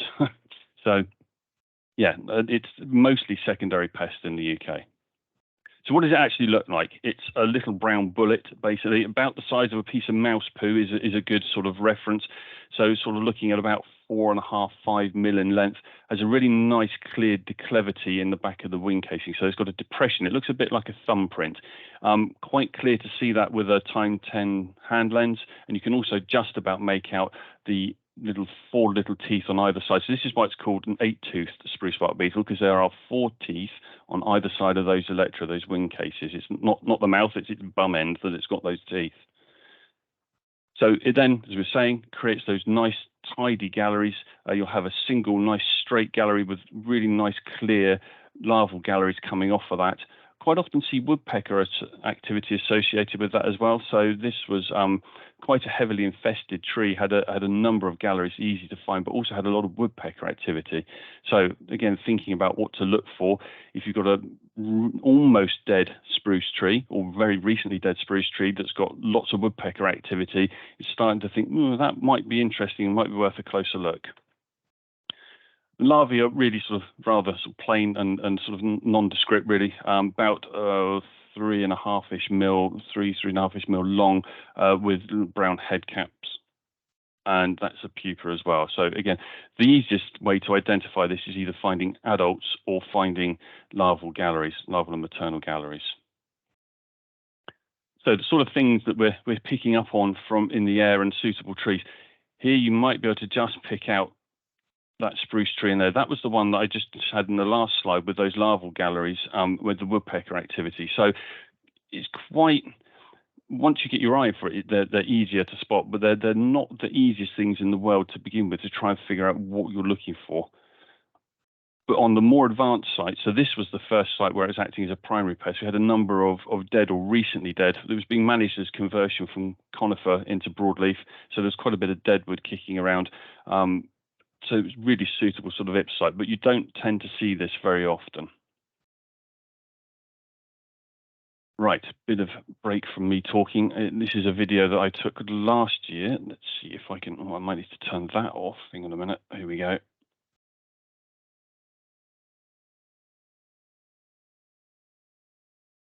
So here you can quite clearly see the declivity in the back end here. So quite clear. So this is through a Time 10 ×10 hand lens and taken on an iPad. So it's not huge, but it's bigger than Pityogenes and some of the other ones that you'll get in there, but not as big as Dendroctonus. So it's kind of that sort of halfway in between the two. Not to say once you've seen it in the wild, it's quite a distinctive, and there isn't many other bark beetles that look like it. So the current situation in GB. So historically, through the 90s through to 2018, main pathway was thought to be timber, particularly roundwood with bark on. So that was the main pathway in because we, as we all know, import an awful lot of timber. So mitigations included protected zone surveys. So those were billets and traps. The traps were sort of more general rather than being IPS specific using IPS pheromones. These were using alpha pinene, so placed at piers, ports and processors and a few other places. And then the billet traps were placed out in woodland environments. And the IPS contingency plan was drafted up in 2015 rather handily, just in time. So in December 18, as part of the protected zone, the PZ billet traps, one of those was placed in a woodland in Kent. That was found to have IPS topographus in it, 41 IPS topographus in that billet, but it had no connection to wood movement or processing. It was literally just a woodland in central Kent that was just part of that trapping network. So site investigation identified a breeding population present there. And it was also acting, as I was saying, this was the site where it was acting as a primary pest, so attacking live trees. So you'd then have trees where you have a green lower half of the canopy and the top had gone off. Looks a little bit like sort of squirrel damage type down from afar. Data from the wider trapping network indicated that this was as a result of a blowover rather than a movement, a human-assisted movement. So, as I was saying, quite a large outbreak over the past few years in northern Central Europe and up in Scandinavia, to the point where I saw a picture of a billet, not a billet trap, a pheromone trap on a Czech site where it got a pile of bodies. So thinking that Ips is the size of a piece of mouse poo, this pile of bodies was about 1.5 feet deep. So that gives you the idea of the level of outbreak that they're dealing with on the continent compared to here. So get warm easterly breezes at the right time of year, there's the potential for those blowovers from the near continent into the southeast, where spruce is planted on marginal sites. So Norway is a montane species, likes freely draining soils.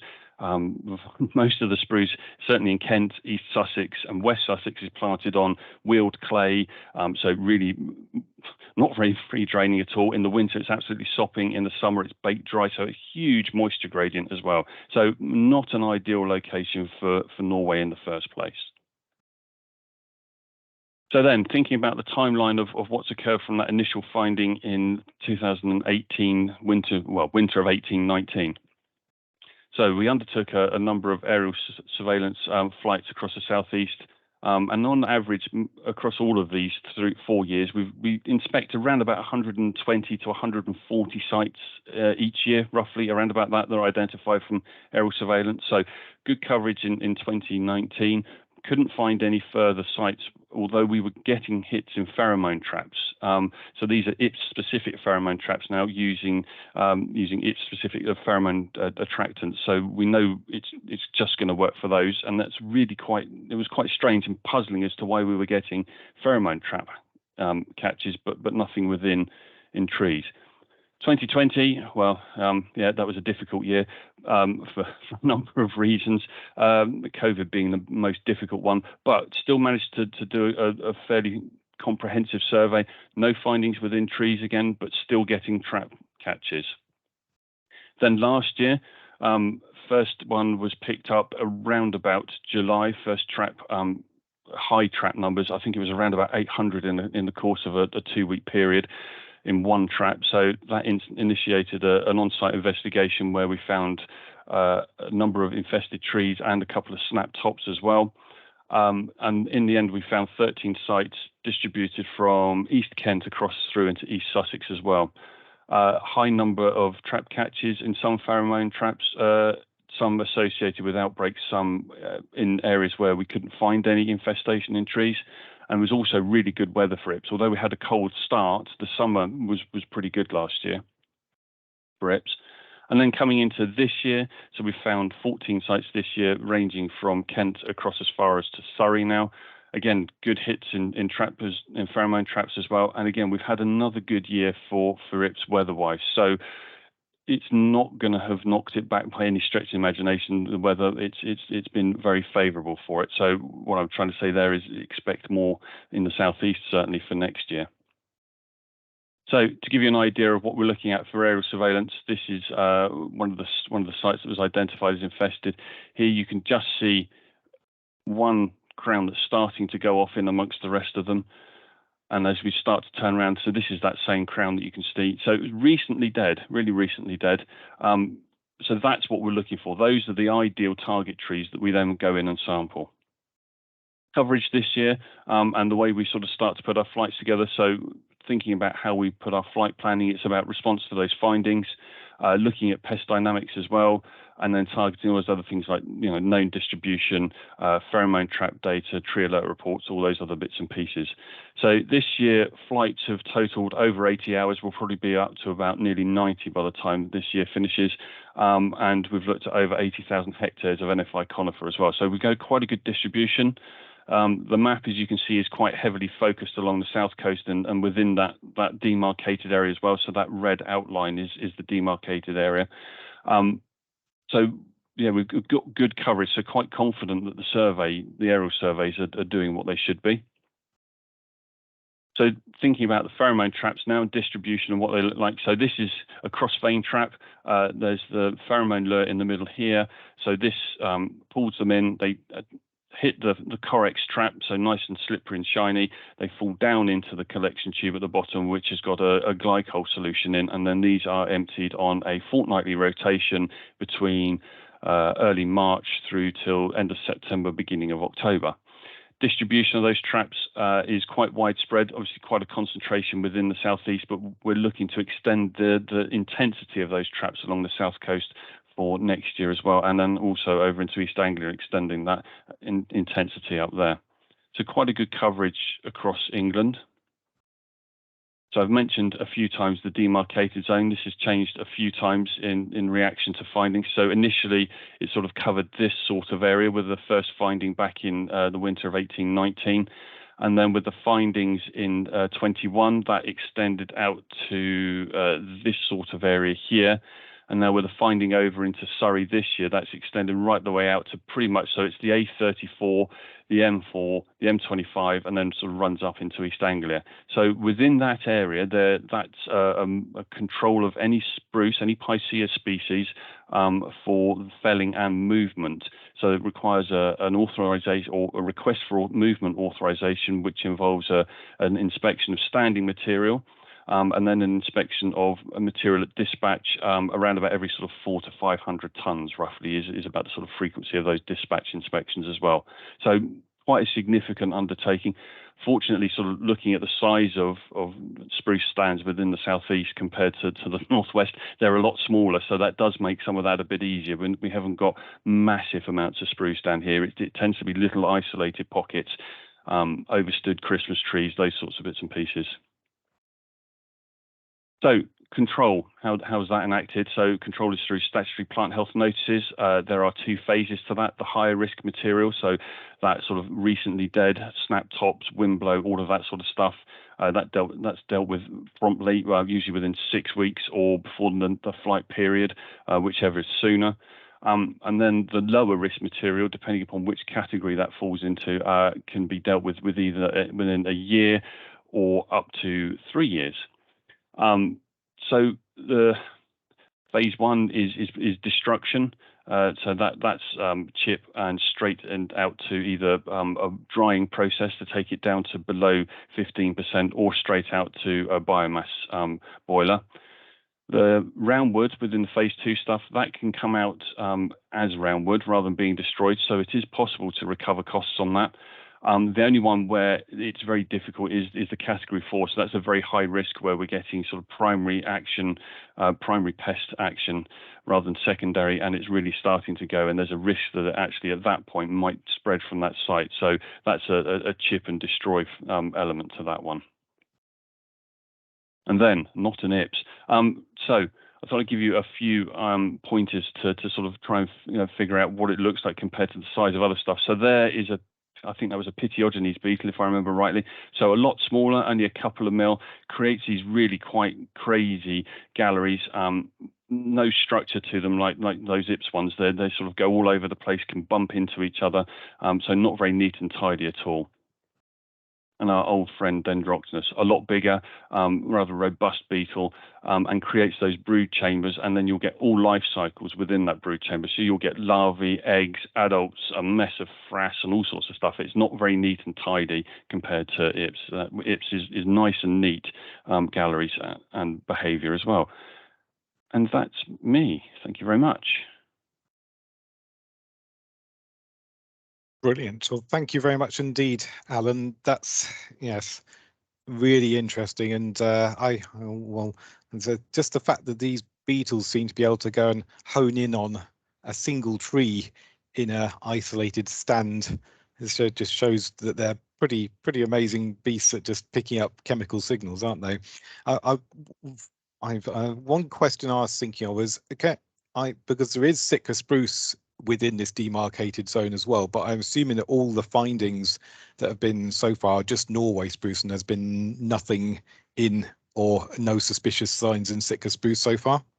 No, so it's all the findings have been within Norway. None in Sitka, there has been quite a bit of lab work undertaken about sort of looking at the preference between Sitka and Norway, and it would appear, certainly in the lab at least, that there isn't much preference between the two, and that it's able to conduct a full life cycle underneath the bark of Sitka spruce as well. So there's no reason why it wouldn't, and certainly what we would term as entomological outbreak, where we're talking billions of individuals, it's certainly capable of going for other species as well, such as larch and pines as well. So it can go for other things and is successful under other things, but when it's acting as a secondary and at low population levels like we have at the moment, it's just Norway spruce.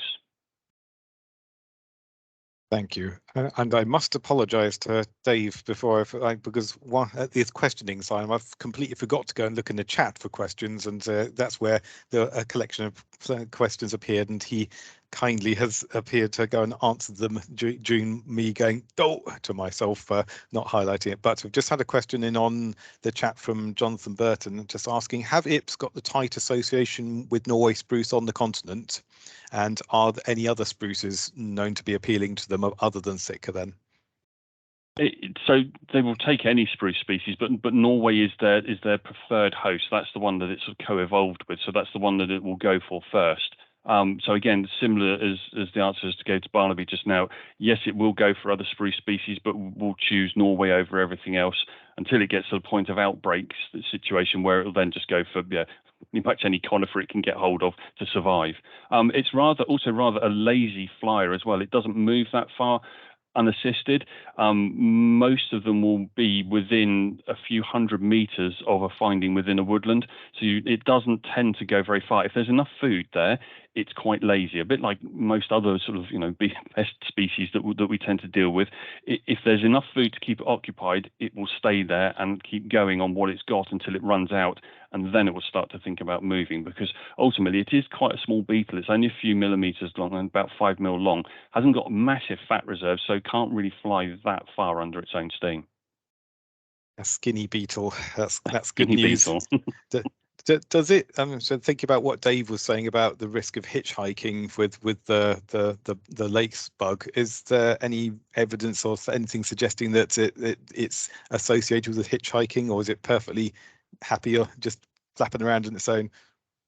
I think the latter of those two, and relying upon sort of wind assisted rather than necessarily hitchhiking, because unless you're in the middle of the forest, in the middle of a forest that's infested, you're unlikely to come across any great numbers of them. You do get background stuff, let's say those pheromone traps at the piers, ports and processing sites do occasionally pick beetles up, ones and twos, but if you hitchhikers, you would, unlikely from my understanding. Okay, I've been full of hot air and questions. Has anybody in the audience got anything they wish to ask before we can say thanks to Alan? Count that as dumbfounded and a rapturous silence. No, that's well. No, thanks very much, Alan. It's really interesting and interesting to get an update. And well, just looking at those demarcated areas, yes, it's interesting to think about what's going on down in the southeast. Right, okay, we are at 12 o'clock, but we did start at about 8 minutes past. So what I'll do then is I'll go and whiz through the last presentation, which is just a Phytophthora update. So I'll get on with that, and then hopefully we'll finish with 2 hours and everyone will go and say, well, that was reasonably managed, I suppose. Okay, so let's share screen, find the right presentation, and slideshow from beginning.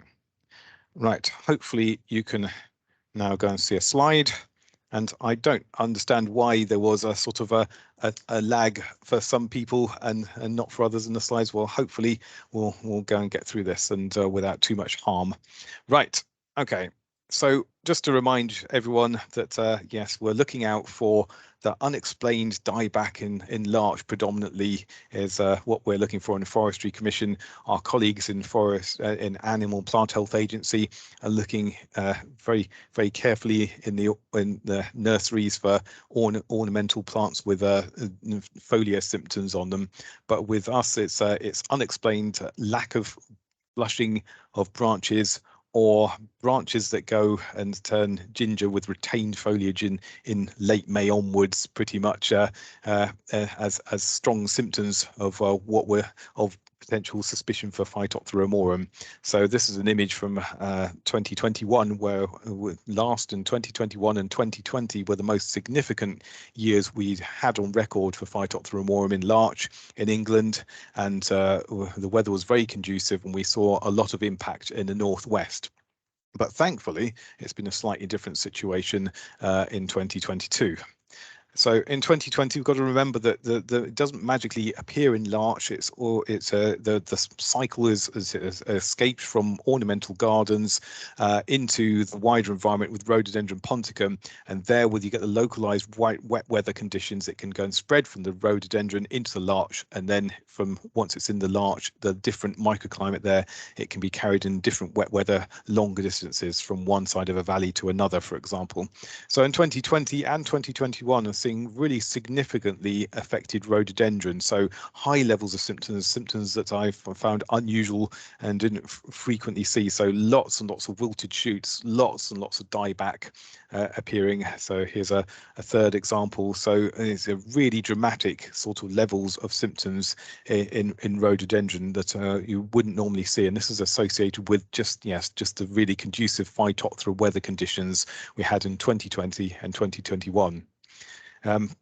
So as I scroll through these, the exciting bunch of symptoms, if we see what with sort of symptoms in rhododendron have been appearing that I've been coming across in 2022, they're far more subtle. So we're seeing symptoms, but an individual shoot tip that's wilting in an otherwise healthy bush. So the weather's been completely different. The sporulation period that appears to have happened at the end of 2021 appears to have been less significant as well. So that's all good news for us trying to go and keep up and manage, because remember, this is not an eradication event that's happening with Phytophthora amorum. We're always trying to manage it. And so here's a map just showing the target sites that were identified in 2020. So red splodges so these are the targets that are picked up from aerial surveillance. And so all the coloured splodges are ones for investigation. So blue are ones found to be negative, and red are ones found to be positive. So when we're looking at the areas around the Peak District, you can see there were newly found areas to the north and south of Sheffield, and then we had areas we've been describing for a long time in the Northwest Tree Health Group, so around the forest of Bowland and to the north of Bolton as well, in the moors there, and a lot of activity in the Lake District. So, and you can see also in the Yorkshire Dales a single site appearing around there. So but it's most of the activity is concentrated around the central and western lakes in 2020. Moving on to 2021, and you can see this just comparing the quantity of red locations appearing.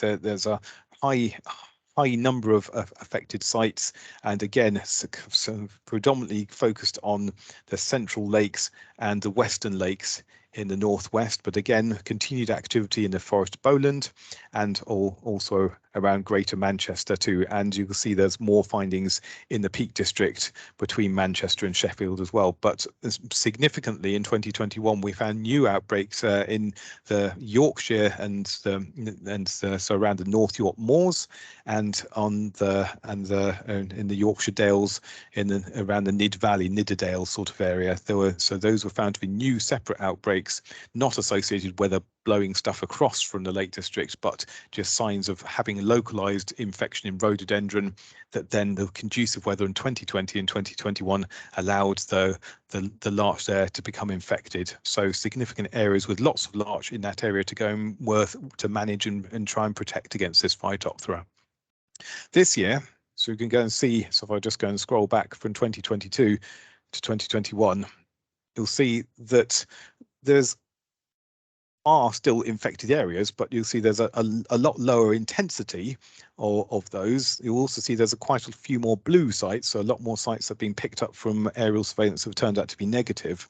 And I guess one of the most significant things is that by and large, they are in around areas that were already known to be affected. So there aren't any new locations that have appeared on our map for awareness. So in spite of the aerial surveillance, the intensive looking out for it, there are no new geographic areas in 2022 and less targets to go and investigate. So a more optimistic picture.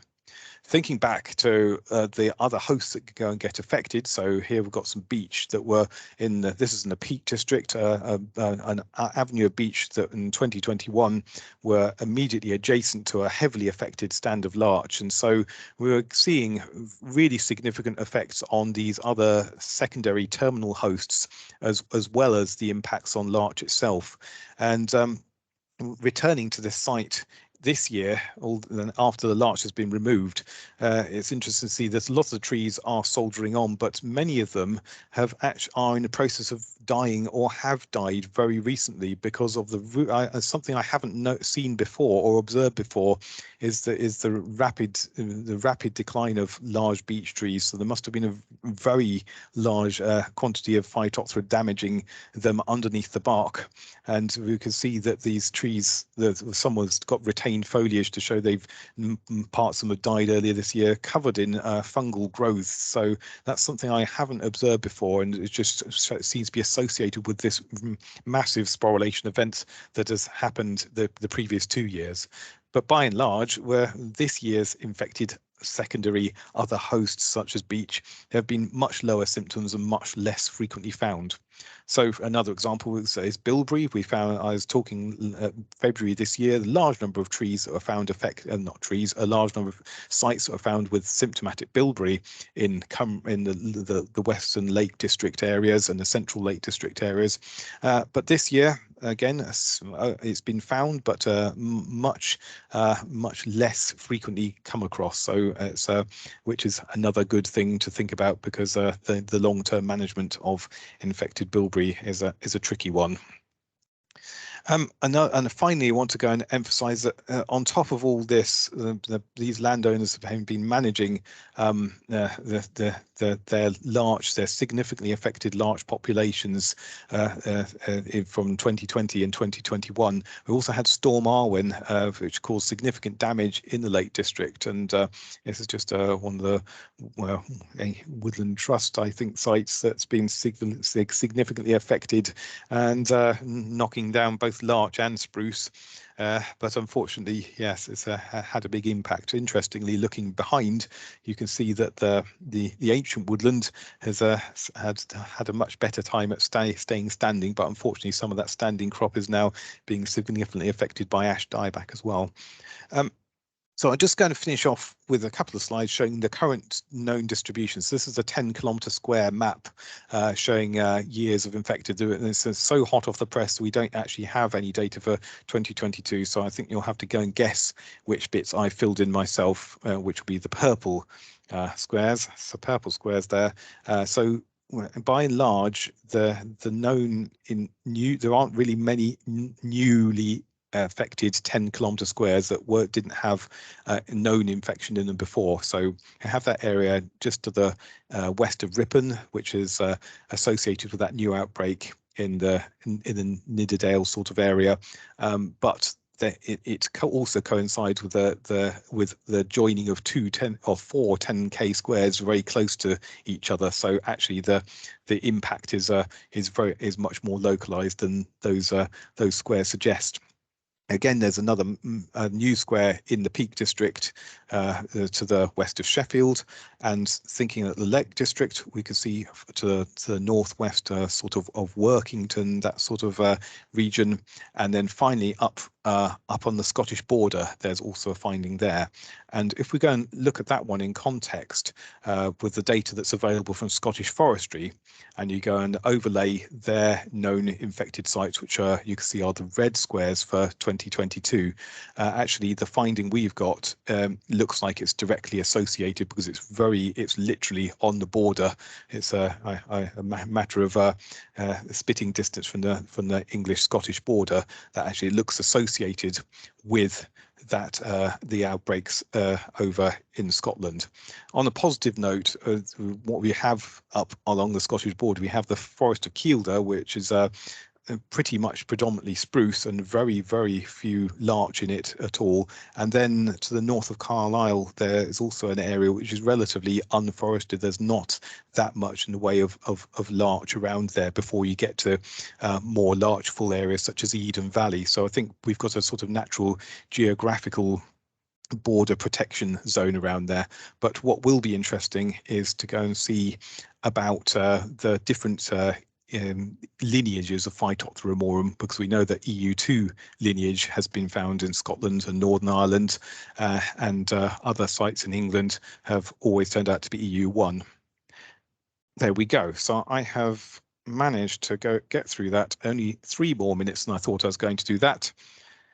There we go. Sorry, and Heather's come in. Those photographs, that's the Windsboro, 14 hectares of windblow on Great Knot Wood. So yes, that's just one of the many sites and landowners that have been affected in the Lake District from Storm Arwen, and that's just what you want on top of being told that your larch has also succumbed to stuff as well, just to make life easy. Right, okay, we have come to the end of the meeting. So if anyone's got any questions, now's the time to stick your hand up. Otherwise, thank you very much indeed for joining us, and thanks very much. If you want to virtually say thank you to Joe and to Dave and to Alan for excellent presentations, and I look forward to seeing you virtually seeing you in January, where we're going to have an ash themed meeting on the 24th of January. It's got to be later than usual. It's going to be an afternoon one, otherwise it's going to be in the middle of the night for Rich Hauer, who's from Wisconsin. And then hopefully I've got aspirations for the Northwest Tree Health Group in 2023 to go and have a hybrid form. So I know a lot of members are keen to go and have some face-to-face sort of meeting opportunity. So I'll be gratefully take suggestions for venues that will be convenient, and so we can make it possible for as many people to visit. And I suggest, although it's peak time for everyone being busy, that the summertime for a face-to-face meeting, because that's also lowest for COVID and flu and other germ mingling opportunities as well. So if we can have a hybrid meeting for 2023 system, that'll be fantastic. So thank you very much, everyone, and have a very good Christmas and Happy New Year, and see you in 2023. I'm going to stop recording now. How do you stop recording? Ready? Where's record? Stop recording. There we go.